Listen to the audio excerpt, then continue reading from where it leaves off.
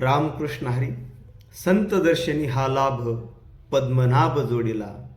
त्याप्रमाणेच पवित्र माणूस पवित्राला भेटला किंवा साधूंना संतांचं दर्शन झालं तर त्यांच्यात प्रेमसुखाचे सोहळे होतात, आनंदी आनंद होतो आणि मग अवघाची आनंद सगळीकडे तो आनंद पसरतो.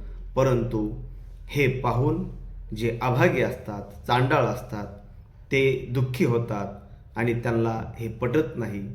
हे सांगणारी ओवी संत शिकमोद महाराज म्हणतात, पवित्र पवित्रासी भेटे ते वेळे, होती प्रेमसुखाचे सोहळे, त्यासी देखोनी चांडाळ तळमळे अभाग्यपणे.